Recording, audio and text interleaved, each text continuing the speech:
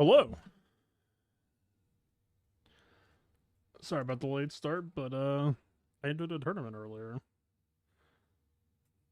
What 8 of the usual time.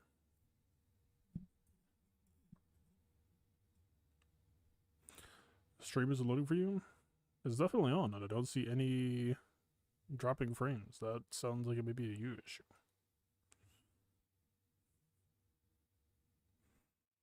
Which I guess you can't hear anything I just said because you can't load the stream.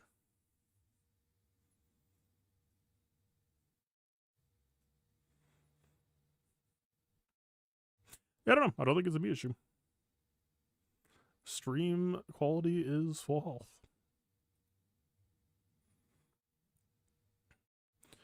All right. Yeah, I think there was some decent stuff to learn from yesterday. So let's get to this. Not trying to take too long tonight since we are already towards the end, unless you're the West Coast. But that doesn't exist anyway. That's just a made up place.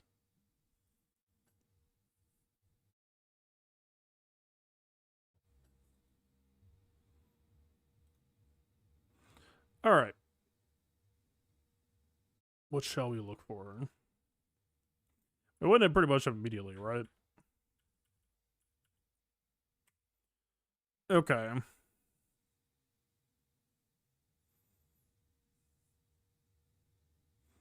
Like, a lot of this was fairly straightforward and understandable. The middle is where I was, like, a little bit weirded out because it seemed like Nest already got her cooldowns back. Which, I mean, she is an attacker, so it could just be that Frenzy bounced it back pretty quick. They had like 140% potency crown, so I bet having very high base tenacity didn't really matter, but also having very high base tenacity means that if we were really worried about it, we could just mono mega for tenacity, and you would only just need like cross plus sets to have enough to even cover for like 140% potency cron, and she could still be full tank on top. So she's not pressed for speed at all. So, like, that's easily in the budget. I mean, a good amount of the opener was just Omega being fourth in the turn order was just kind of ass for this exact scenario.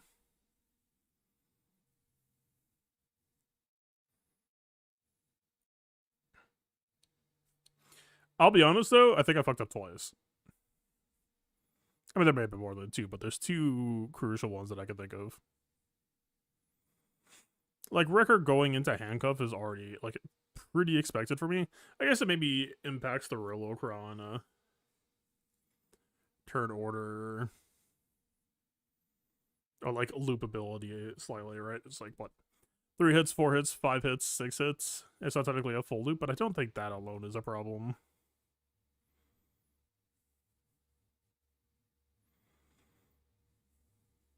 Did I do her second special here? I think I ended up not doing it.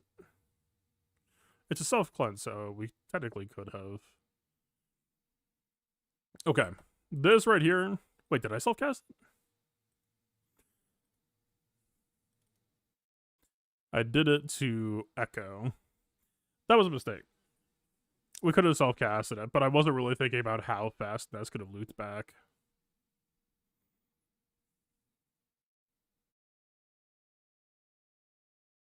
Like the accuracy arrows seemed to do kind of okay until the accuracy down got cleansed off. I should join the goth cult. No. I think it looks rather forced.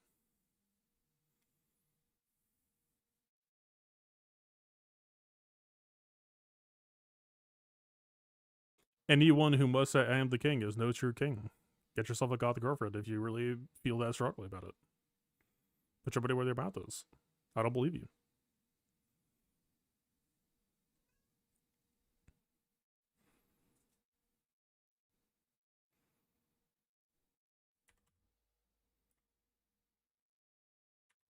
Like, I don't think Hondo's ult being turbo here matters if her turn order isn't fucked.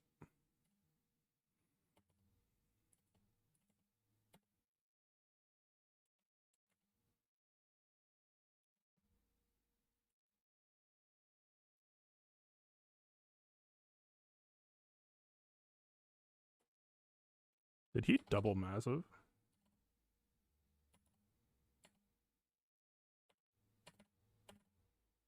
No. Okay. I am less intrigued then. I don't know, man. I mean, this punishes greedy Bad Batch, but I don't think many people are running Bad Batch the way I am right now. Like, my preferred default safe Bad Batch setup was always crosshair fastest, omega second fastest, reset crosshair. Maybe you don't reset crosshair, but I do think her going back to second fastest, if people are going to take an interest in Nest to try to daze them, I don't know. I think that makes a lot of sense. It's just like a neutral, safe position. Nest fourth of the turn order is kind of just greedy. I must say greasy. It's kind of greasy, but more so greedy.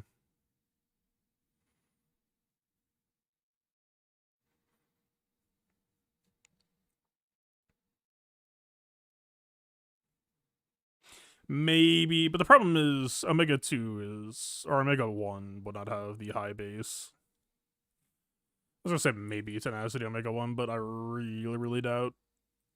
Oh.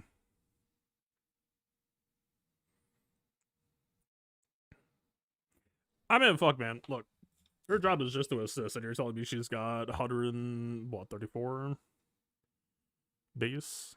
No, it's like 133. But no, it would be 142, right? Yeah, I don't know why I got that fucked up. Try to do that a weird way.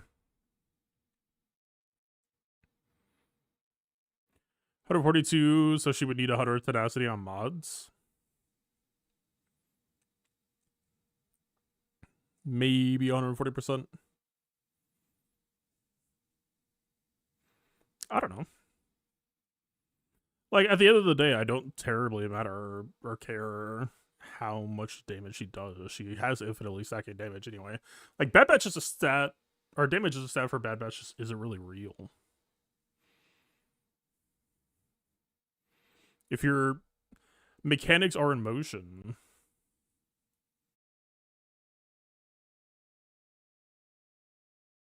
So yeah, that might be a possibility.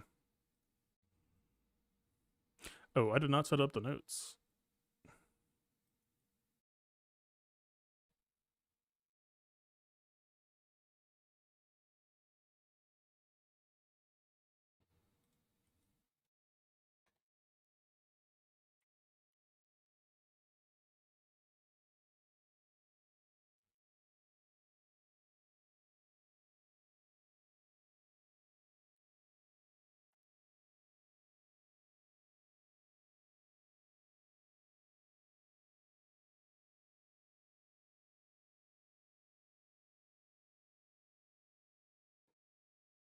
Why does that say the correct window name and then not actually show it?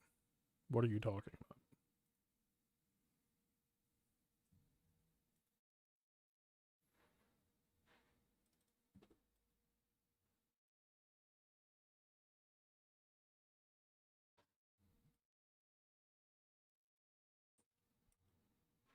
All right, we're back in business.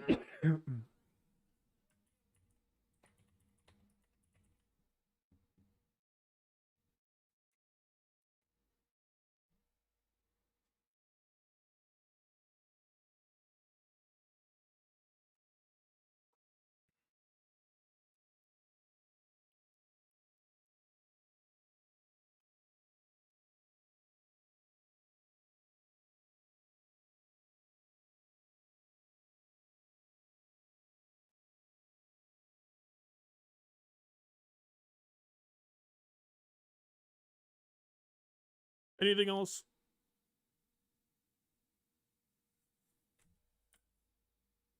I think that's about it.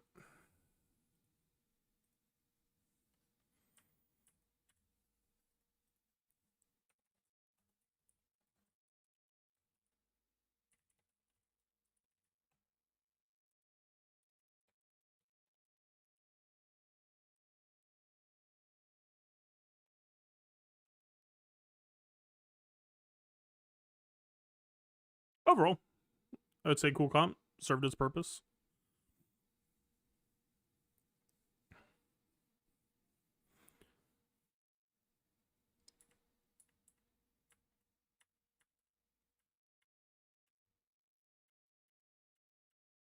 This was like extremely easy for how low maintenance my Sierra squad is right now.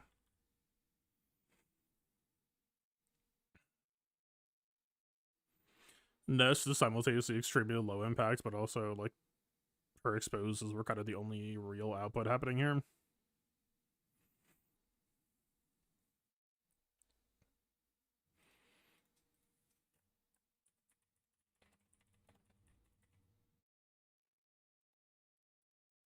Just overall, I'm always going to prefer Malikos to be a bit bruisery, just because he's the only person on the team who doesn't have a savior.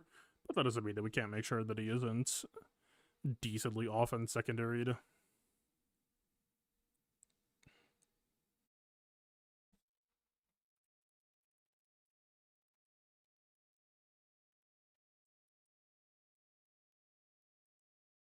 That I did not know yesterday. That makes me care about the lead target way less.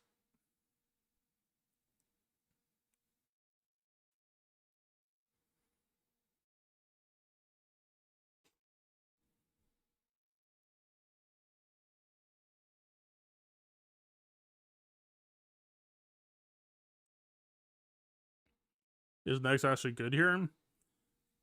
I mean, my opponent seems to have swapped their whole defense, so I assume Nest was them trying to do a hard read on Babesh too.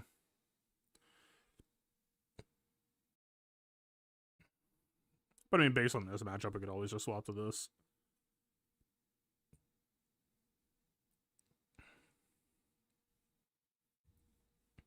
Like, if someone tried this against me in week 3 lock and I had a...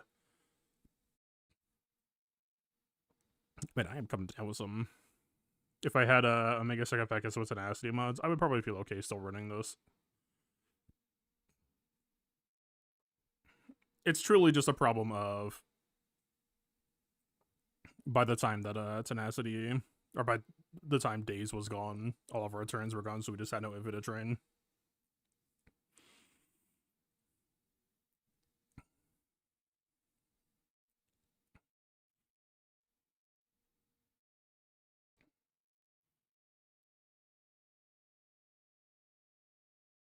I don't know. I mean, Ness has definitely been the highest impact pick against Babeshu so far, but I would also point out that you need the crazy potency roll in the Datacron as well. Because Babbage has a very solid base tenacity.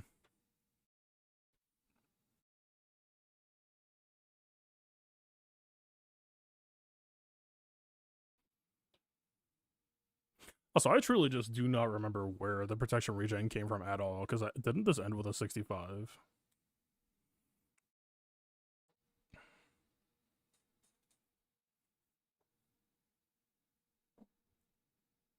Yeah, that was a 65. How the fuck is that a 65?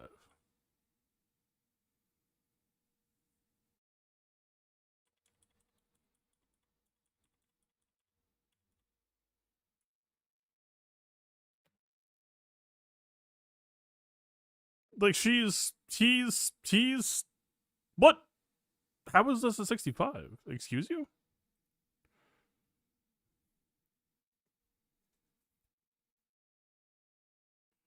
Is it counting the bonus protection towards the fall protection pool check?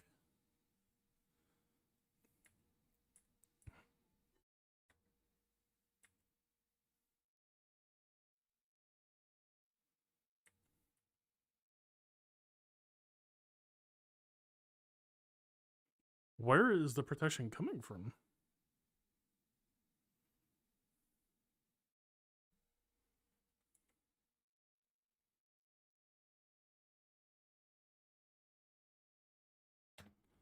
Days healed us for some amount.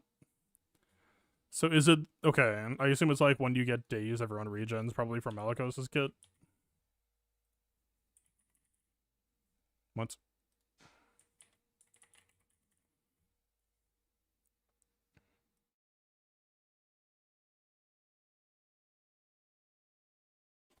That was the daze move, not stun. The Savior gives you 100% protection.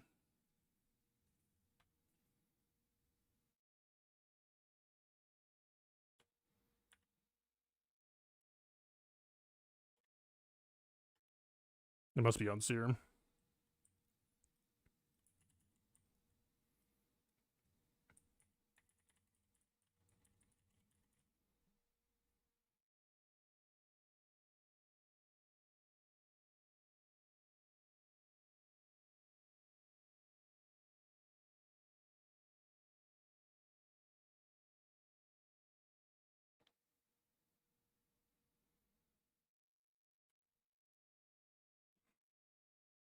I mean, they're immune to daze, or do they automatically dispel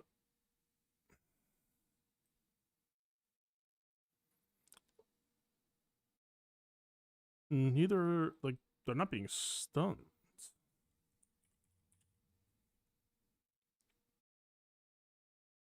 Okay, so whenever he's afflicted with daze, he dispels it. So he's afflicted with daze.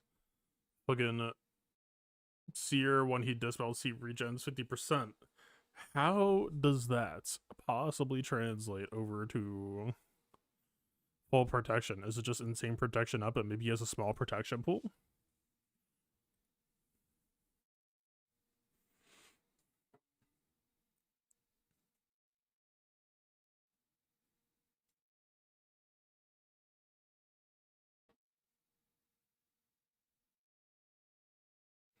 I get it. How is he modded?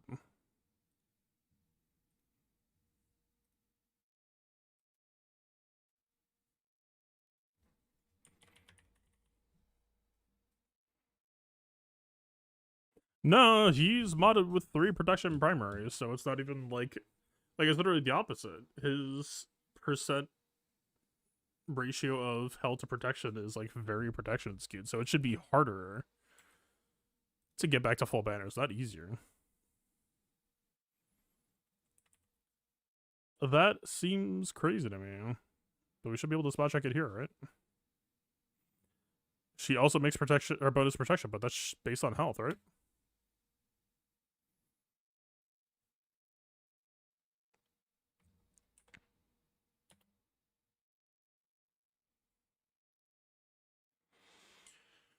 We heal 3 times. But why? That would certainly explain some things. I mean, it doesn't explain it, but it explains it.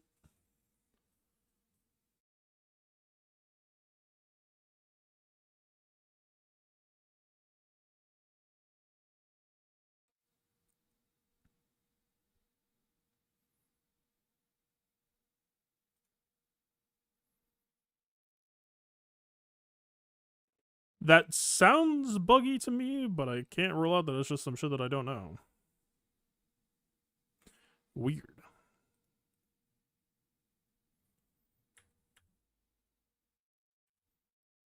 I don't know. It's absolutely insane. But that still doesn't explain everyone else, though. Like, I understand that he heals himself.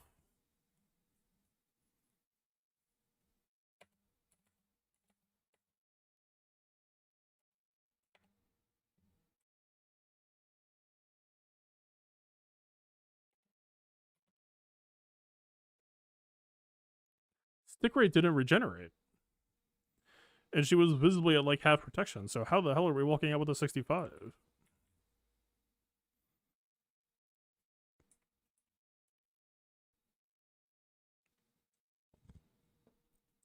I do not understand.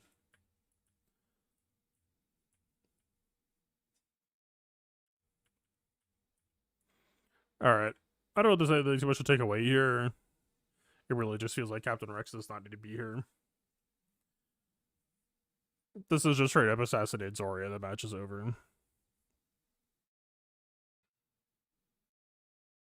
Like, Captain Rex literally felt like I couldn't do anything. I had to specifically avoid doing anything. Because even the worst thing happened here, right? This was the worst case scenario, was I was just like, okay, let me just go stun resistance 0 Finn. But it popped his 100% turn meter because the stun didn't land.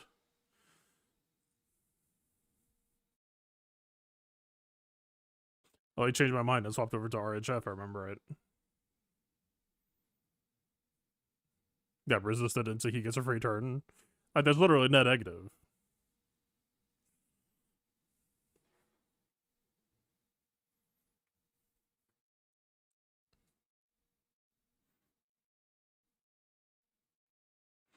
I have some minor questions over what would happen if she survives that first set and gets the shielding. But questions and concerns for another time, I guess. How much damage did Luthen do?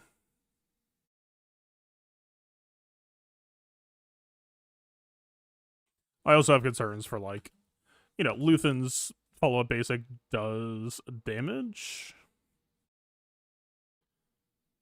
And it does armor shred. And I think, like, armor shred set up for the summon to go crazy would obviously be quite welcome, but, like, I mean, how much damage did he push? 48k ballpark. It's a OG Finn, so we would assume maybe Zori would take some more.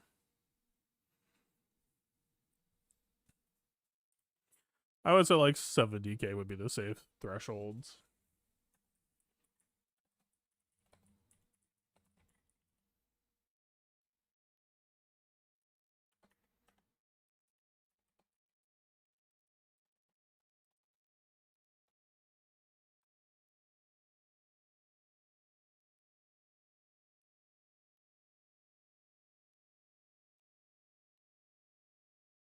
Because, yeah, she gets Terminator. I mean, she gets Terminator, it's fucked. Because she's taking a turn, she's basically everyone has cooldowns back. Like, you just cannot do that. But even without that, it's still feels it's simultaneously an unnecessary risk against squishy Zori and increasingly a good idea against better Zori. Because, yeah, 30% armor shot is good. Looking at my history earlier, the amount of holes that my Zori got is crazy in your last match, the last round. Yeah, I bet there was some solid stuff there. And, well.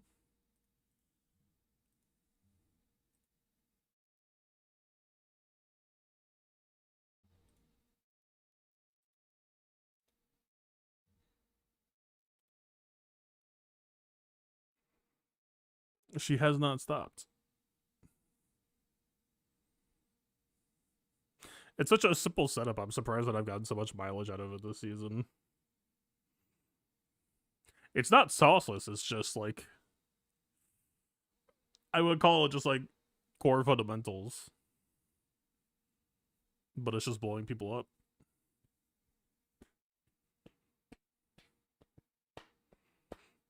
I'm not trying to sound disrespectful towards the team either. If anything, I actually, it's positioned where I like it, which is scrappy, aggressive. And especially with my playstyle right now, I'm looking for aggressive out of the gate. Anything to help make me scammier. Less hospitable to people. But yeah, defense had a good day overall.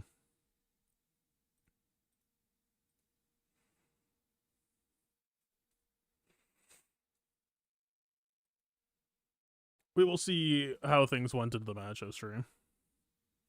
But yeah, obviously 2 drops. I needed my defense to do some coverage for me. They had a clean front wall. You know, I never expect too much out of my bottom front. JMM held last week too. People expect a certain level of output out of Mace because they're used to fighting Ayla. And then Keller and Beck rolls in and does some shit they're not used to.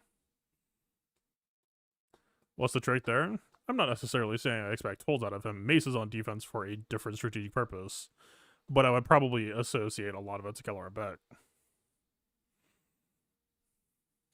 Keller and Beck, A, has very high synergy with the investigation mechanic. B, accelerates the fuck out of Joe Costa.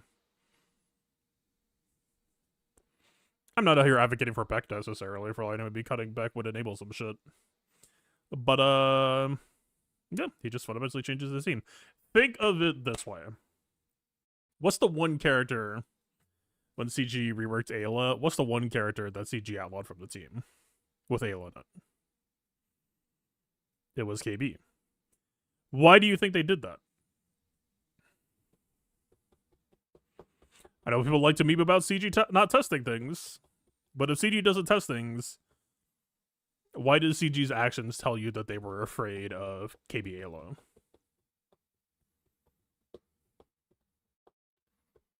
Because KB is pretty fucking good in the squad, and they wanted to make you choose between KB or Ayla.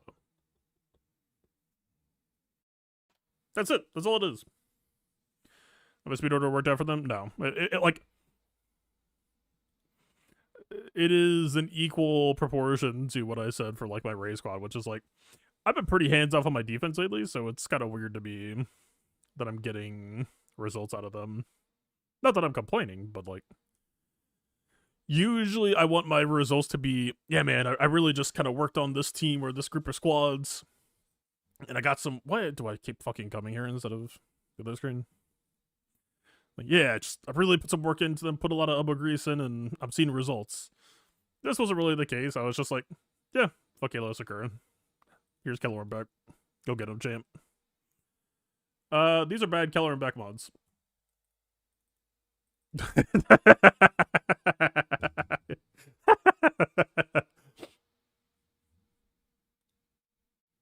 Yeah, that gives you an idea of my level of interest or investment in the squad. The fucking defense primaries. That was the key. Fuck protection. You don't want the health and protection boost or the protection Padawan losses conversion. No. You want the hand-me-down 20 speed defense primary. You want the bottom tier budget, and then your defense shall flourish. He makes the most usage of this potency. It makes him do more damage. 15 speed. Fuck yeah, brother. Sauce. It's a health primer. Health primer. Yeah. So yeah. I hope this has been valuable and constructive to you, and you can use this to further power up your defensive teams. Just copy that, mod load it exactly. Now imagine if that Killer Mech was positively built. Built for his kit. If he wasn't absolutely demodded from where he used to be.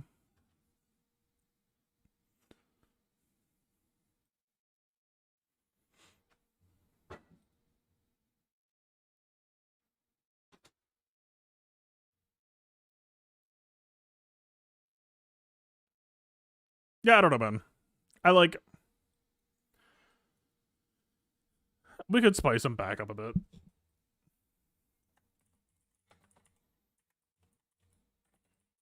I know I did theory crafting a while ago for better Jocasta setups.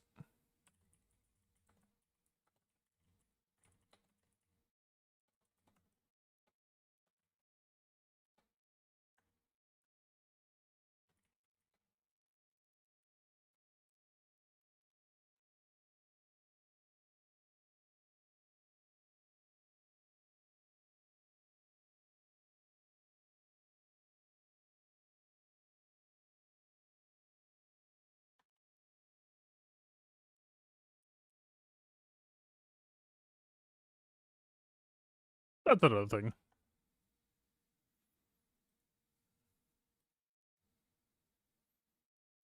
If you're looking to copy my mods,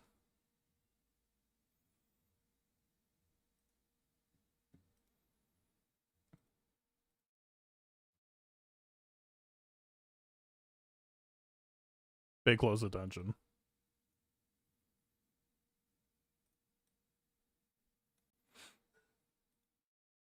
I hope this helps illuminate the strategy that I have in mind.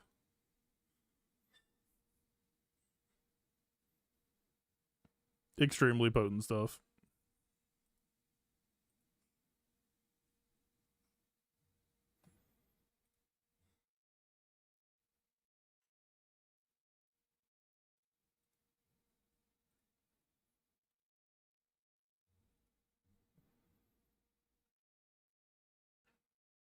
Hey man, if anything, it adds psychic damage, whether it is like failing to clear a zone, and it's an unmodded unit.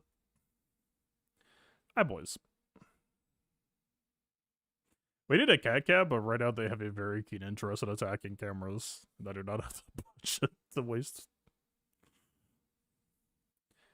Hi, baby boy.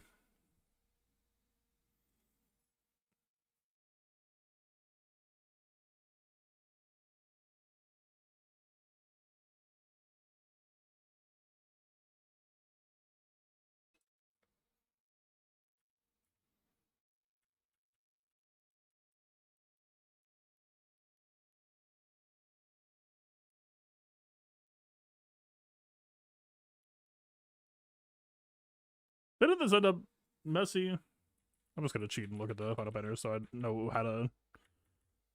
Yeah, we ended this. Oh, it was okay until here. I needed to just execute Jocasta. I mean, 66 is still not. Okay, so there's this. I actually have remodded JKL for this week because I'm interested in JKL lead. I don't know where specifically I have in mind yet, but like we just go here. Sorry, no, it's very.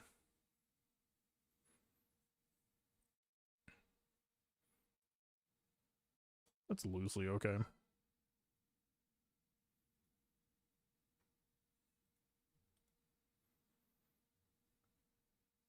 I'm like, we go here, sort by banners.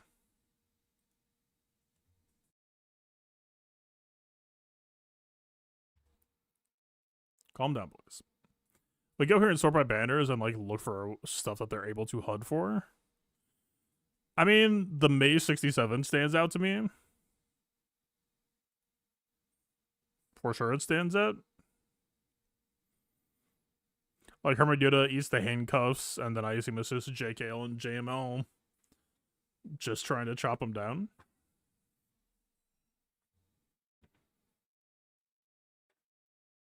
It could work.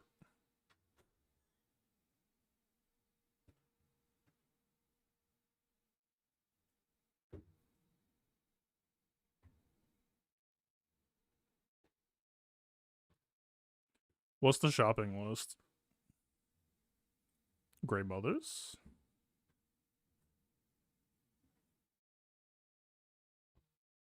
They aren't trying to get undersized, though. Just based on the comps, I don't get the feeling that these are the highest quality GM comps.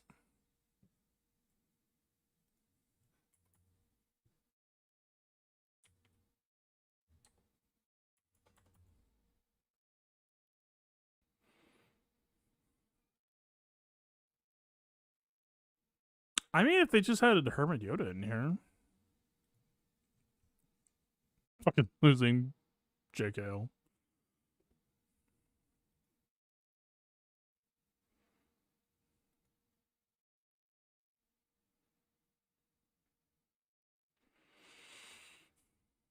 I don't know. I mean, how does this compare to...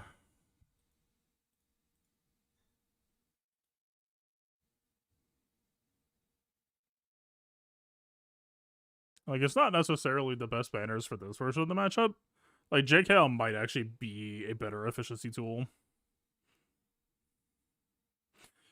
The squad, obviously, Heroes Arise has options.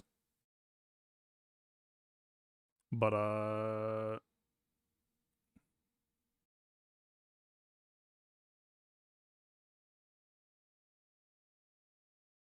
think I just like JML here. Like, you could go for the cheesier shit. You can go for, like, old Ben or even JK if you really want to fucking meme it up.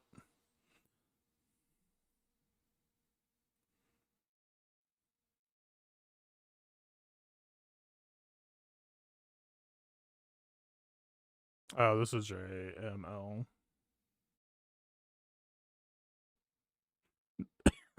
Nobody has done JKL against Balin. I am stunned to hear that.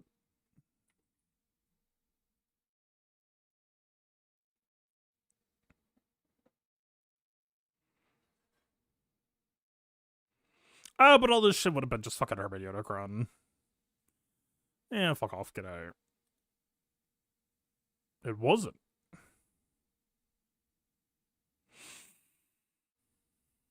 I mean, Hondo being there, though... I mean, Hondo can't handcuff JML, I guess, but if Hondo handcuffs Luke, aren't you kind of just fucked?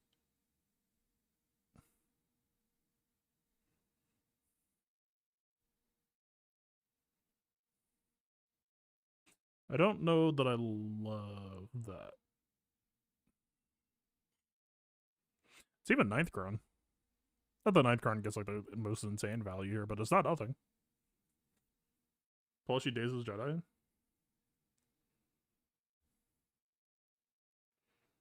I don't know, man. It's probably gonna end up being a leap of faith, but like...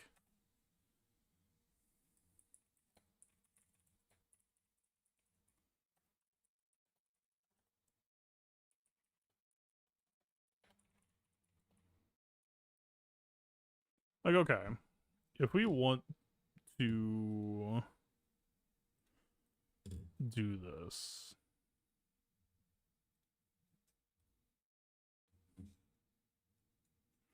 If we're shopping for a split...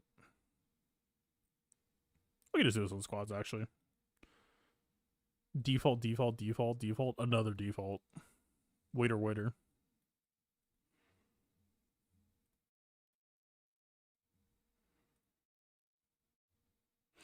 The biggest problem is going to be Hermit Yoda, and who deserves it. I feel like it has to be JML getting him. Like, is there remotely any way to get Banner? Where the fuck is Luke? Am I blind? Yes.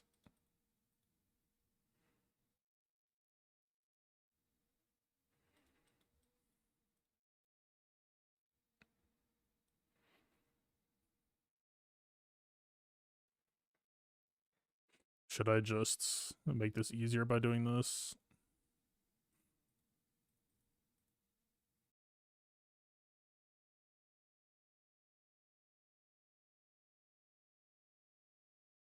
Okay, this is gonna be a lot of characters. Like there, maybe not.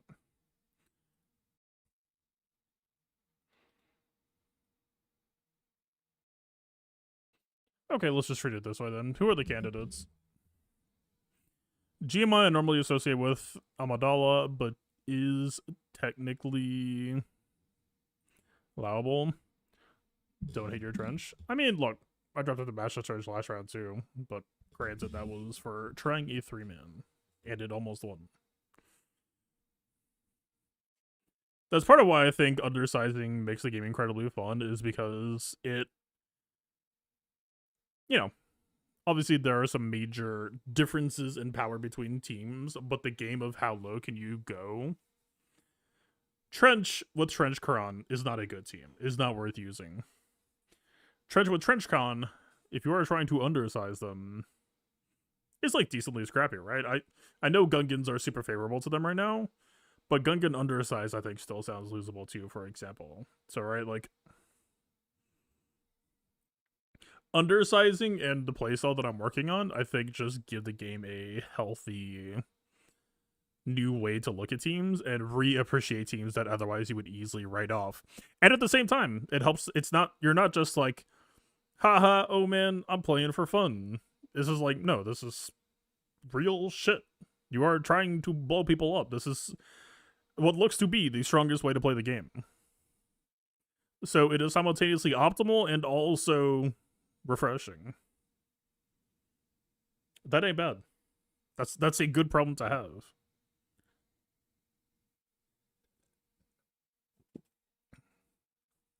At least if you ask me. Like, he's obviously number one. We're not ordering this. I don't know why I did that, but... Jolie... I mean, if you're ever in a match where you say, God, I wish I had Jolie, that match is already kind of fucked. But... there is something to be said for Jolie's unique, which gives you shielding, which can make it easier to maintain your banners. I don't think I actually hate Jolie here. Whenever you use an ability that targets an ally, he grants that ally protection for 2 turns equal to 30% of his max health. It's his max health. That is something I forgot. I thought it was theirs. Because I usually tend... my Jolie has not changed in like fucking 4 or 5 years, but usually I run CA Arrow Tenacity. So if we specifically care about this, we should health him up, I suppose. Interesting. But that is also kind of, right, if we're talking like, well, your Jolie can beef up a JML. The JML is going to have more health than the Jolie is, so that does kind of dents the level of excitement I would have for him, but I don't know, he's still vaguely on the list. GMI, also protection up, also for it, so I just kind of proactive trying to protect your banners. Did I win my GAC in round? Yes, they did not clear. It was a very fruitful defense. And honestly, a pretty decent offense, too. We were on track for 1873. Fair to clear your SO. Okay, so did mine. I maybe I'm wrong, but I tend to feel like everyone is kind of focused on the first order side of Datacron season right now. I'll be honest, I'm pretty all in on bulk as the core focus for SLK. Like, I had this on my SLK last week, and then at the end of the week, I ended up rolling this, so I have this on instead. I'll be honest with you, I actually kind of prefer the other one, but I figured, like, okay, we've got bulk FO6, FO, SF9. Like, I might as well run this and take the 25% health hit, plus a little bit of crit damage. Never hurts. But, like, yeah, I still very much subscribe to, I think, the strongest thing. Like, regardless of the 6 or 9, I think Dark Rays stacking bulk plus this bulk is a lot better sounding to me. I put a lot more personal stake and value on that. That's just where I am. That's just my personal priorities and tastes.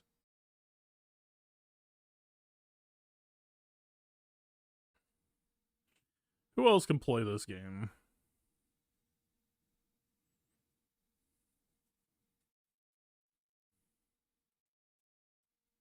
God, Jedi are strangely god awful at healing protection.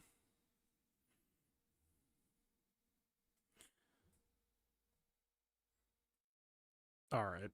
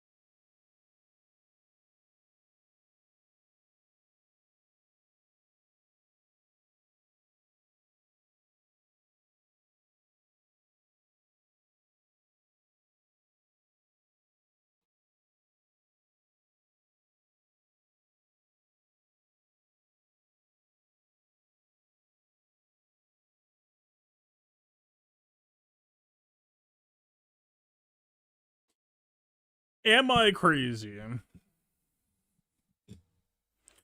Or does this shit actually gotta hit?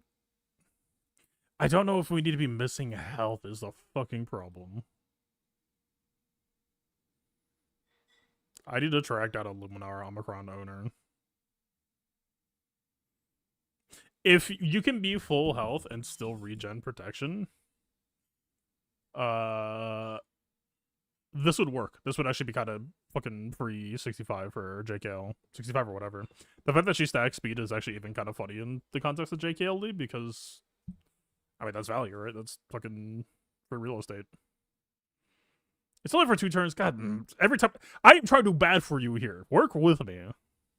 Why can't you just be decent?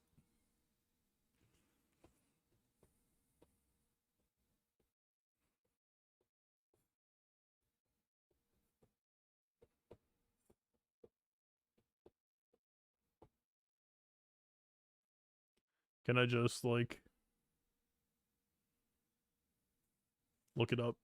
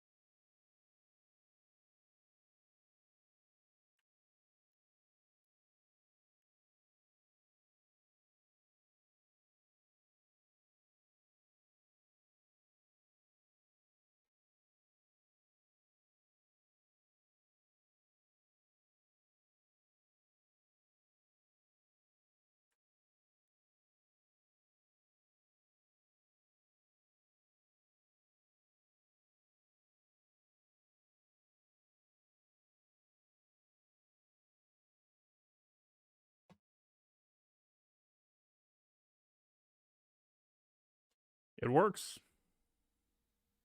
It triggers on full health.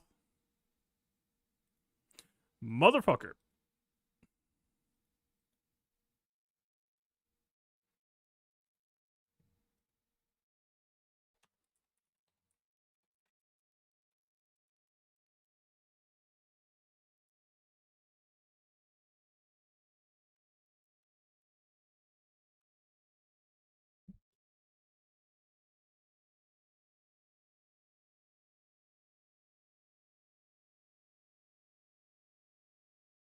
You can't believe what you just saw? I kinda can.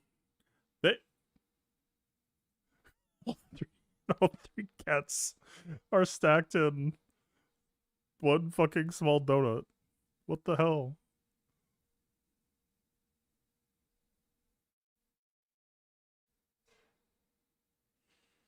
You dumpos. Look, man.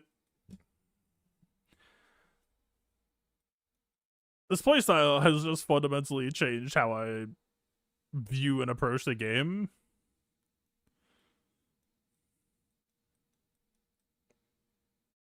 That I've already been in the ballpark of things like this where, yeah, you look at things that are categorically describable as bad and be like, well, no, it actually starts to make sense. I think that team sucks ass, but it's solving a very specific purpose here. We'll say it's because of her datacron. We'll say it's because the Jedi have dogshit protection recovery, and this gives you 20% protection per turn in a scenario where JKL lead creates a scenario where they can't fucking take turns. How about that?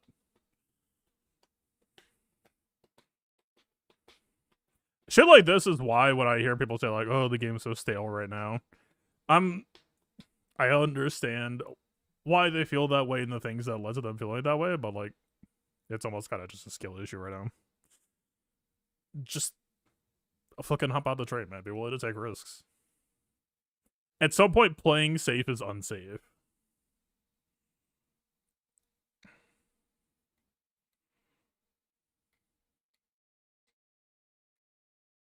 Like, JKL doesn't do any protection up, as I recall, right?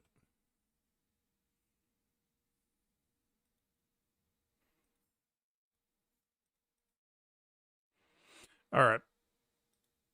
Who were we looking at?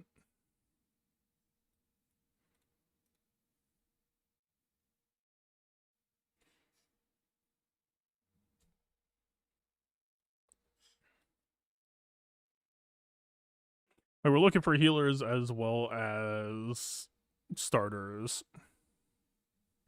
Specifically for splits, but honestly, I mean, even for non-splits.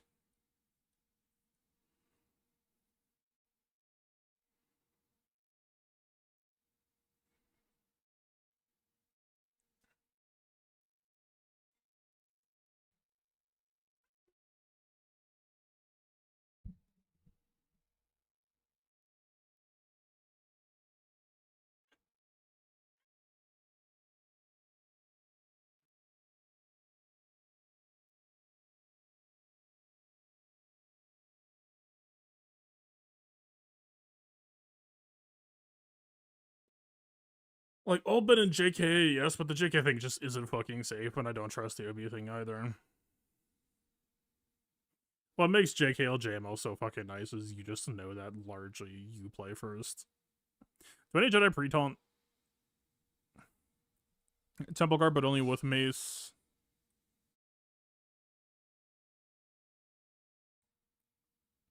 Does JKL require... Is JKL factional? That I do not recall.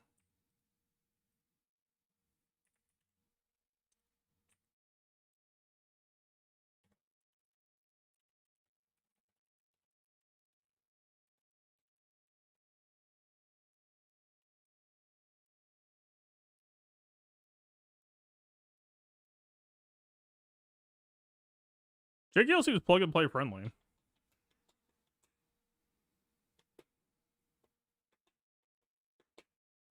Now, obviously, if we dip our toes into plug and play, that's going to be harder and harder to get more than like a 66.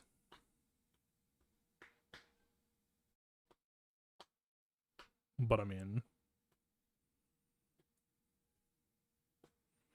or maybe it's Luminar for JML. I mean, fucking Jedi Lessons is the same one that pretty much everyone.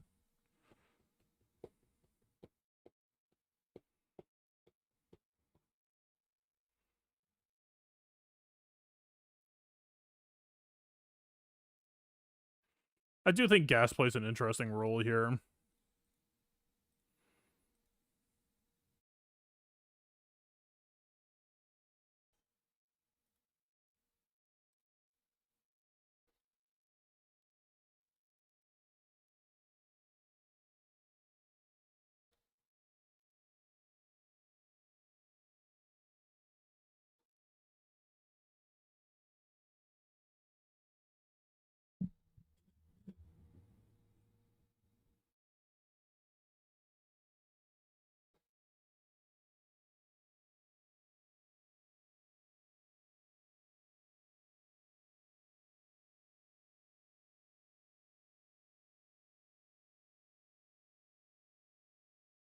Okay, what if we look at this differently?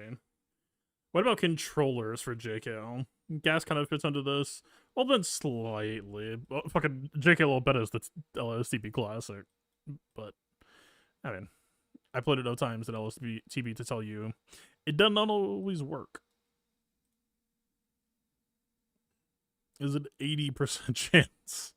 And sometimes that 80% has to roll an 85% chance and fails. It does not always work. Okay, so basically the way I think this is working, it's more or less like this. They have to be on separate teams. And honestly, I tend to think that Hermione should maybe go on JKL. Because Luminara's aggressive protection regen has a lot of a higher chance. For our purposes, exactly like we were just looking at, right? The JML versus Mace. We weren't able to get back to full protection. Hermione gives you a chunk of 20 and then tries to make chunks of more.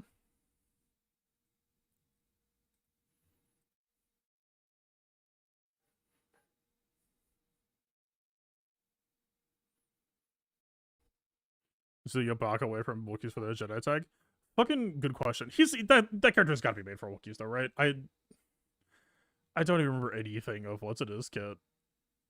I assume he is like only Wookiee synergy. What's up? We've been at a very interesting time of my life. I just applied Luminara Macron. Not only did I just apply it, I'm excited to use it. Not only am I excited to use it, I think it actually sounds fucking strong.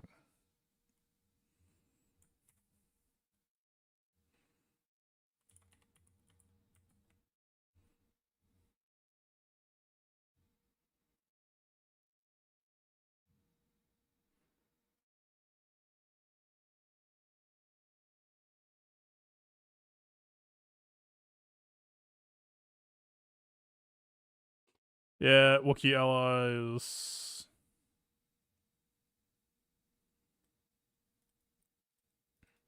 Powerful allies saw it. Oh, Wookiees are allies. Yeah, that's what I thought. I do not have high hopes.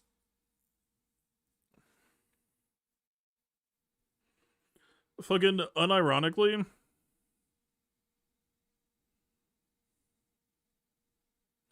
if we played this fight with Luminara, this would have been a 67.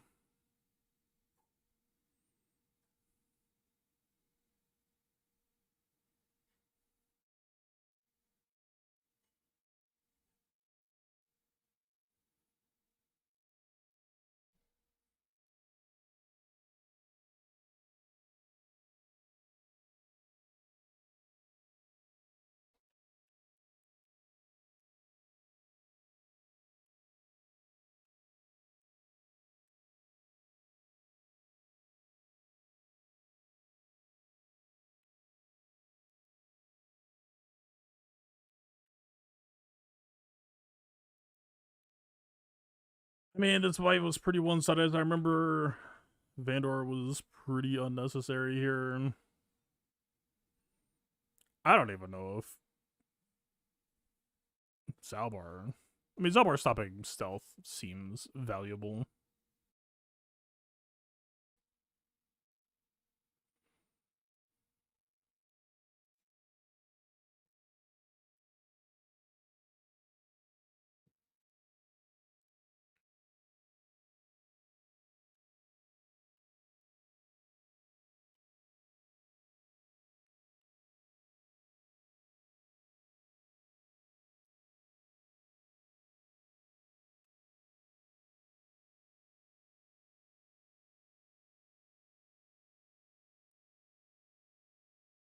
I mean, we won for Great Brother second anyway.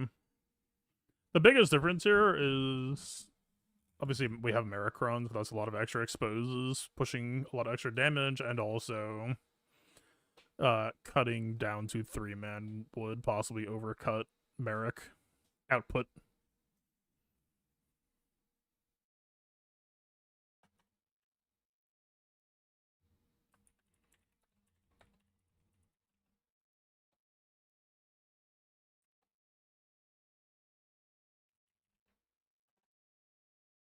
Like Maricron may make it look more undersizable than it normally would be.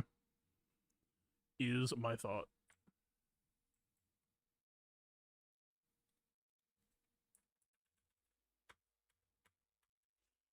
This is overkill, pretty straightforward.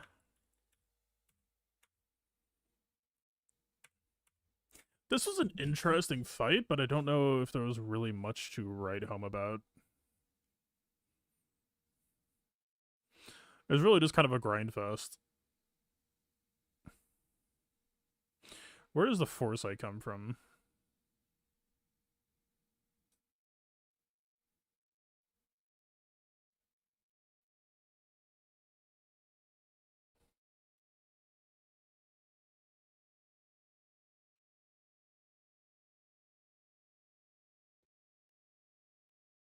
Also, how many turns did we end up just holding JKL AoE? I probably could have just let it rip and gotten it back.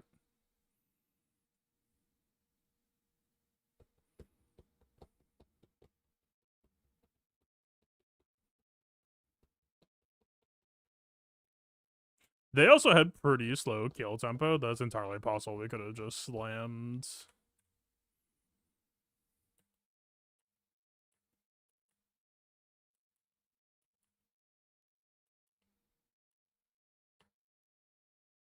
So a Thano for special or basic is this horse?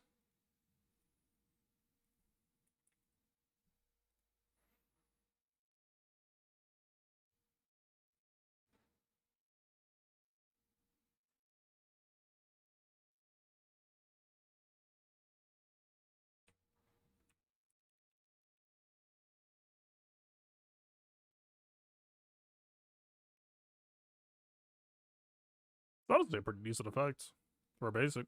Damn. That shit was notable. That shit was annoying. This would have been the kill shot right here.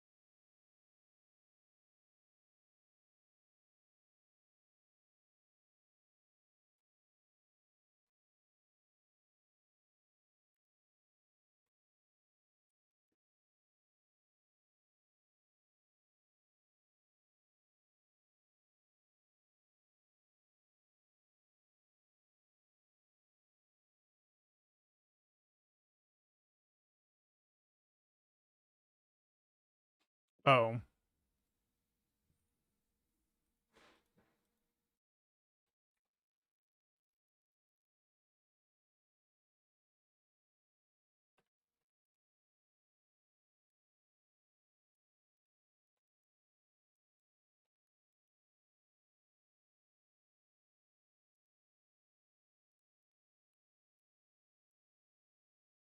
My bat was on sheer health right now. Which, like, didn't matter here. If anything, it's kind of crazy that that fact is true and we're still one-shotting Mazes. I feel like that speaks more to the Maz quality than to POW. It would still be good to reorganize him towards a better default neutral position.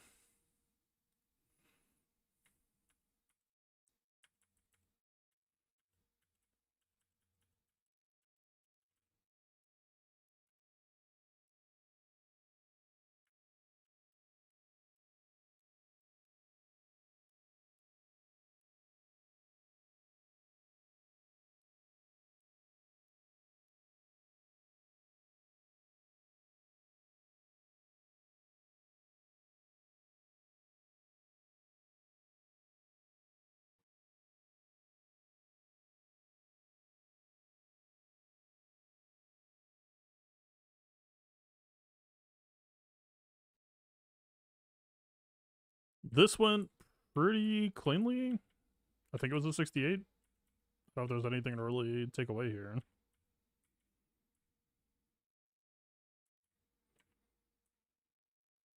Yeah.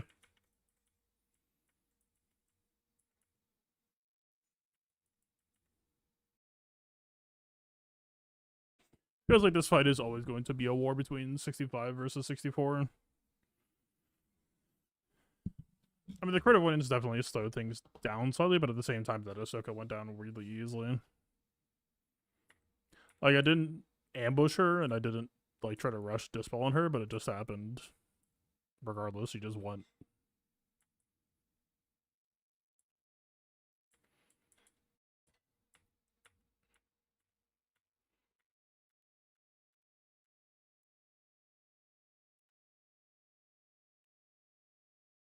I mean, she didn't get perfect defense, which is maybe partly why, but...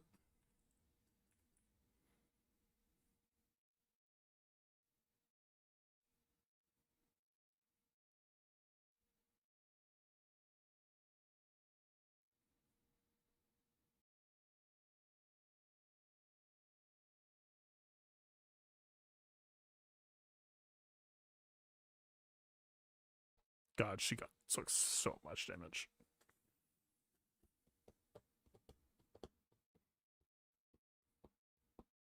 That was in 64. This lane was missing a decent chunk of protection. Like, maybe that was a misplay.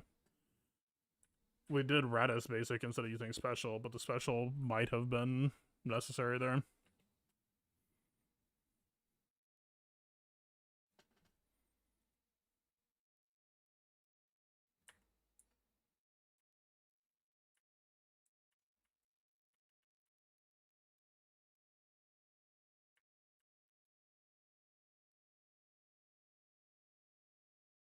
This is fairly textbook. I mean, we had 2 important debuffs get resisted at the start, arguably 3 or even 4, so...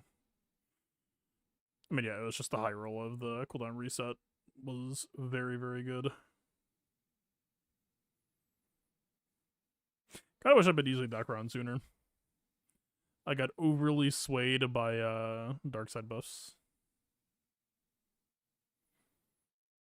But I didn't, because the train, like, kinda ended weirdly here.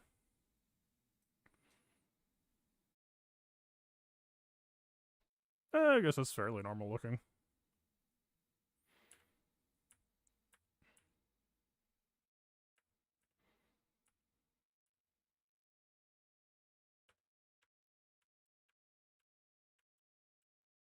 Yeah, everything about this was fairly normal. That I can recall. Good lock management, good ray juggling,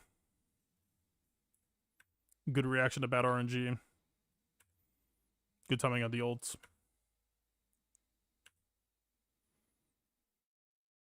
Pretty happy with the locked barrel management as well. Yeah, I don't know. Seemed pretty textbook.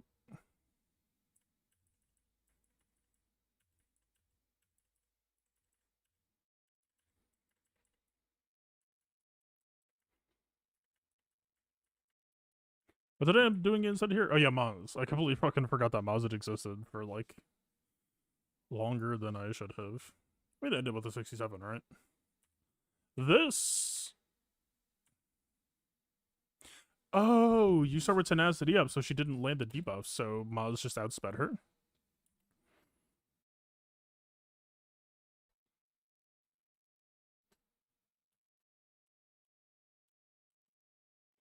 Fucking hey, man. No complaints there. That certainly helps. I know I just sold like 15 speed off of Maz.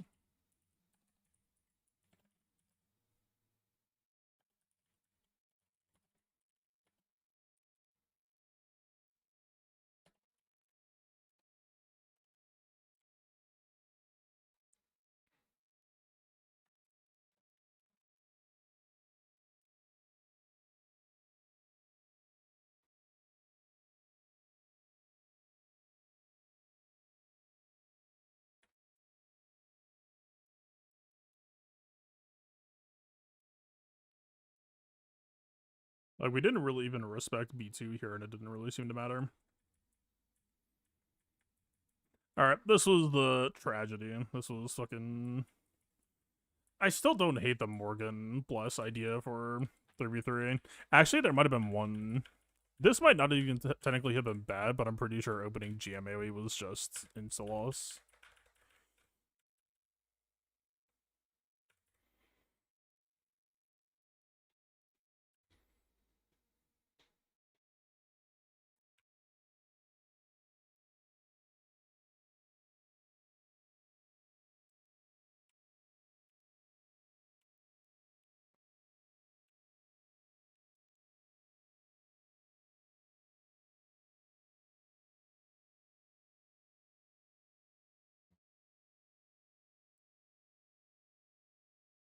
Yeah, this was it.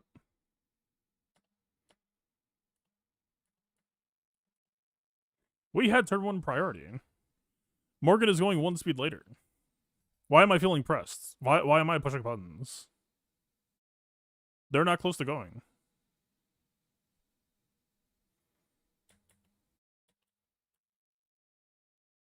Like, literally, Great Mother is just about to go next turn anyway. Fucking just use basic and then Great Mother's Mask for... Ugh! I think I threw.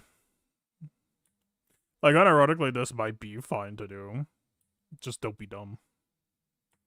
Yeah, because fucking immediately Morgan ability block and it just never got to pop off.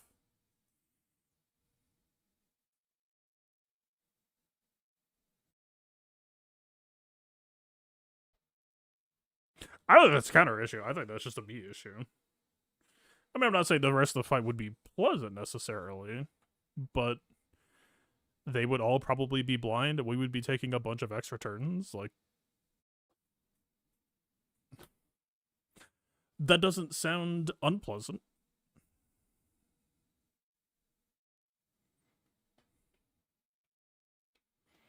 Also, yeah, dooming Django.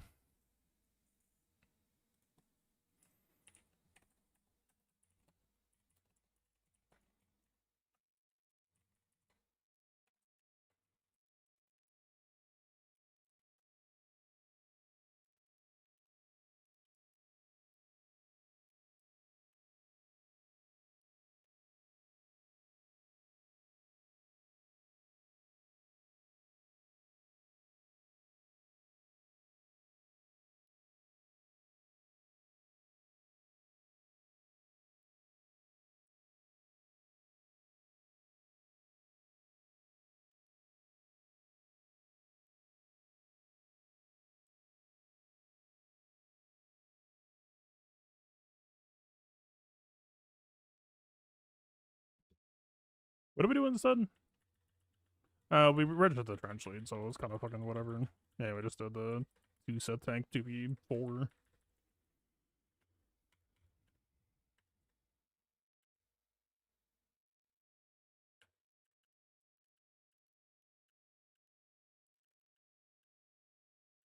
And that was ground. Chips, I feel like, was fairly straightforward.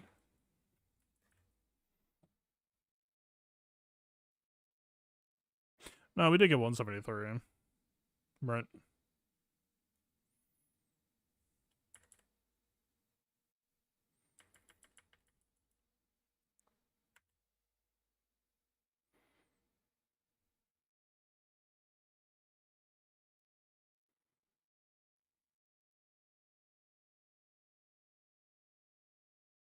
I know this would just be better off as being Houndstooth. Obviously, Interceptor can put out AoE pressure, though.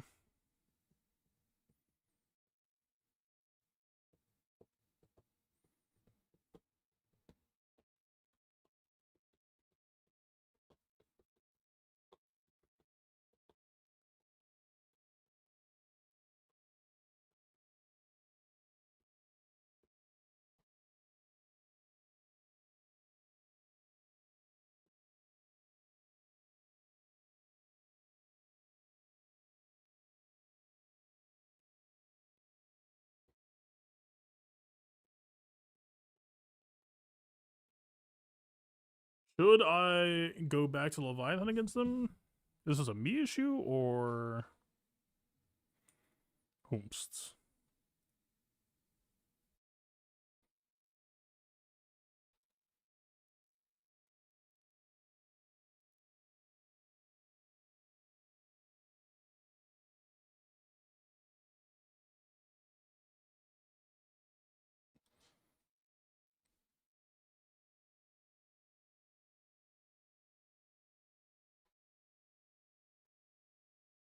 .72 average.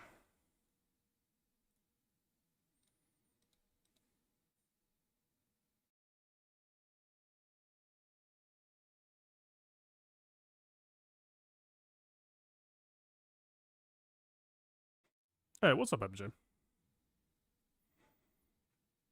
How's it going, man? Okay, Houndstooth looks more stable. I mean, this is interesting. Is this a case of 3-manning gets you way worse banners? We'd just have had better tempo if we brought in Slave 1.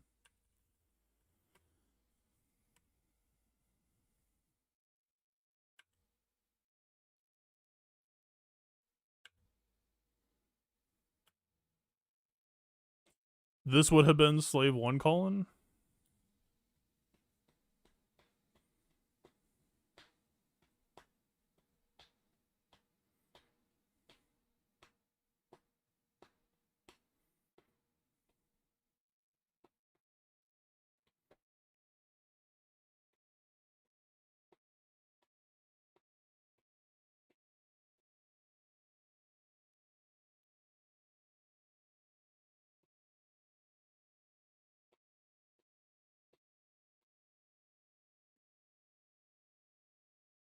Dear God.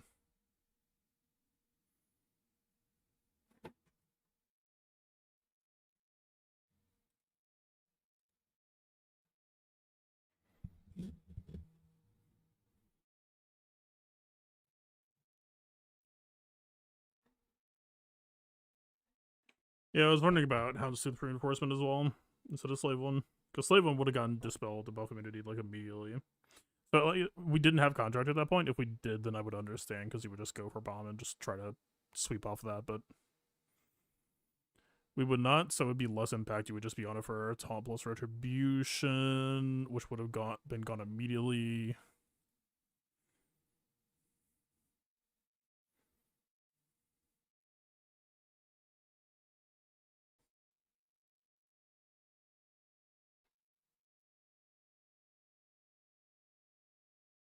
I don't know Imperial Taunt Prio to be able to look at this and be like, okay, they would have still gotten Interceptor into Defender. They might not.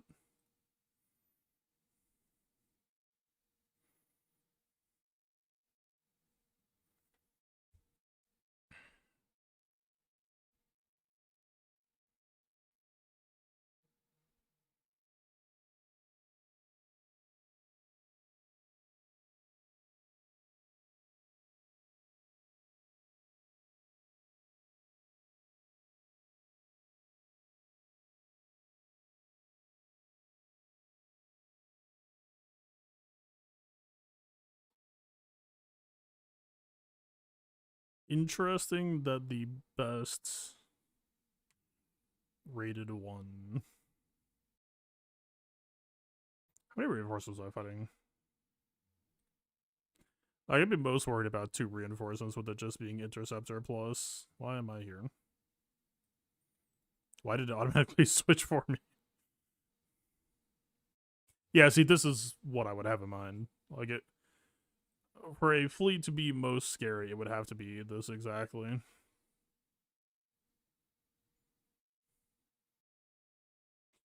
Not many people are doing it.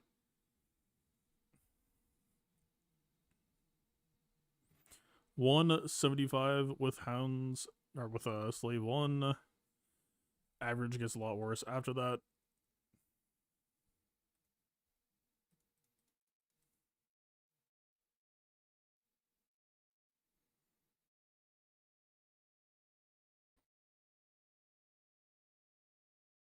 Let's take this off.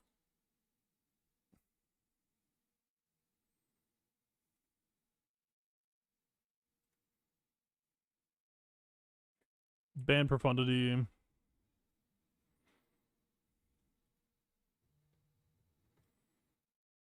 3-piece isn't great. 2-piece is marginally better. I mean, Interceptor would dispel Foresights if we went for Sith Assassin opener, right?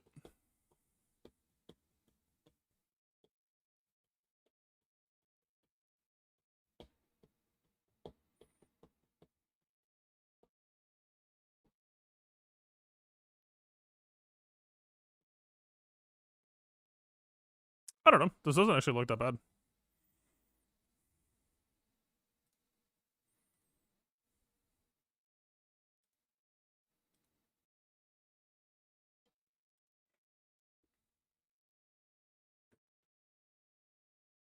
Oh, currently I just don't have it posted. I see.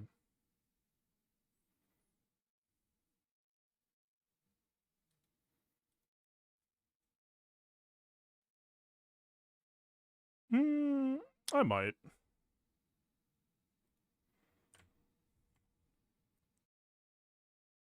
I mean, that's not to say that this is good. It might just be underexplored. It might just be that nobody's tried it, right?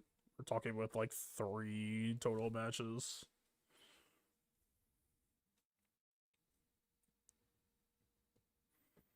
But I mean, yeah, the TIE Interceptor reinforcement seems decent for just putting out banner pressure.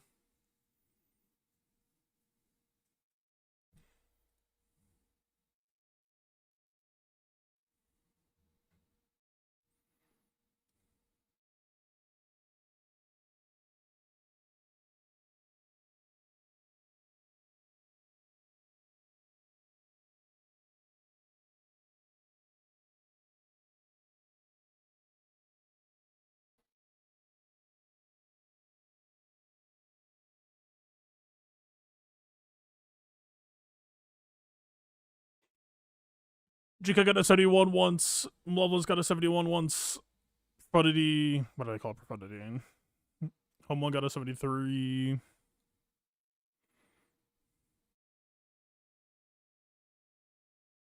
Radis got 2 holds, both to Tarkin. Someone tried to fucking 2-man undersize and got blown up.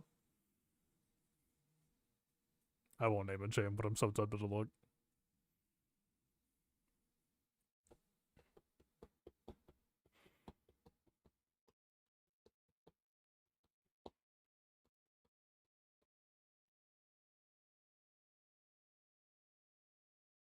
I was running Tarkin 2-piece earlier, I guess. We were running Vader over TFP. Why did I stop? Is it time for me to go back? Well, I guess it's over here looking.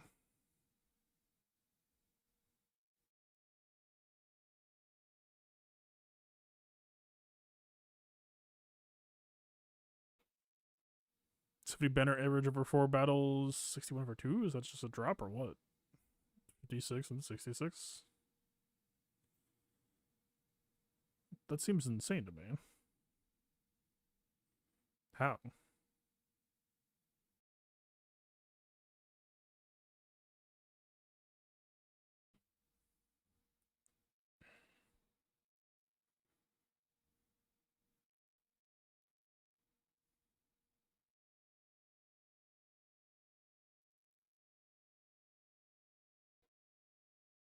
There's gotta be a better way to do this.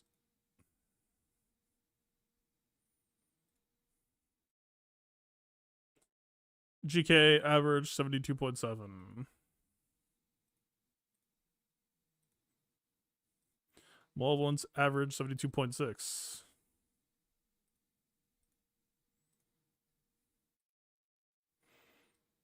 One average 74.7. I don't necessarily hold that against it. Also, a lot of that shit. Okay, required B-Wing. Average 74.2. Still not great. But yeah, a decent amount of that is due to meta. Lots of positioning. He's not really in consideration to get pulled.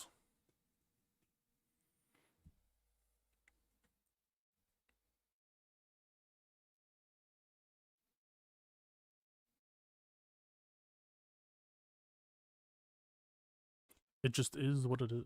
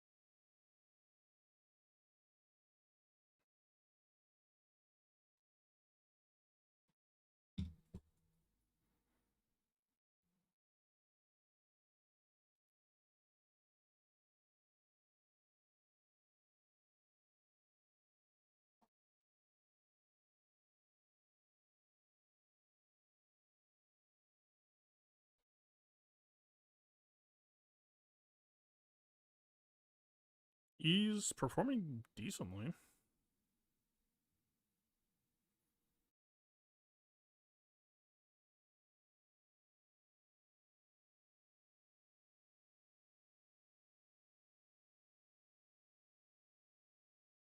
Fuck man, they both are.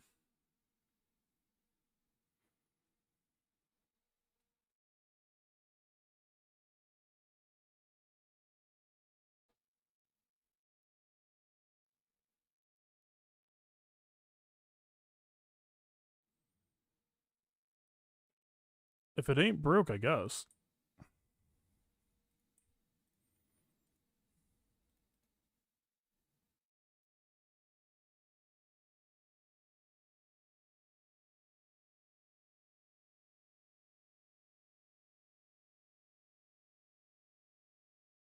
I mean, you really just largely expect a lot of that.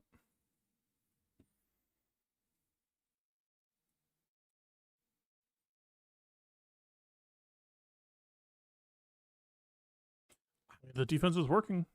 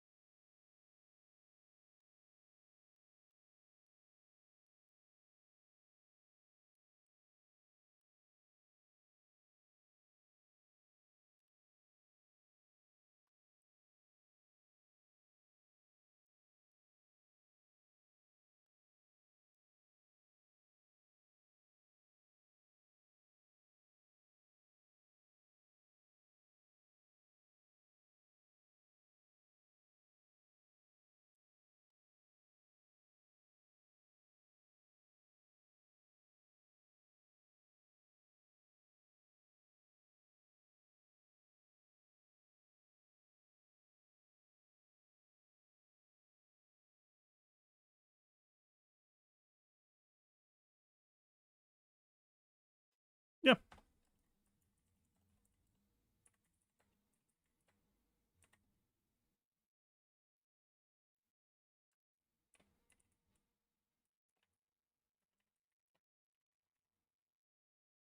I don't expect that to stay the same, but start your studs and we'll change if need be. I absolutely cannot complain about my fleet performance right now. I'm a little bit shocked that it's still this way. Like, I kind of assumed that my fleet performance was subpar getting the 73 and 76 last time, but no, it looks like we're kind of doing okay. All right. I believe that's it for this round. This did not go the way I expected. What the hell?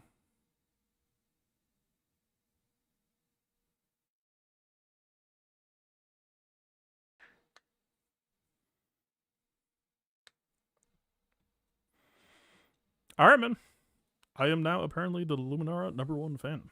I did not see this in the future for myself, but I didn't see a lot of how this year would go in the future for myself. So fuck it, man.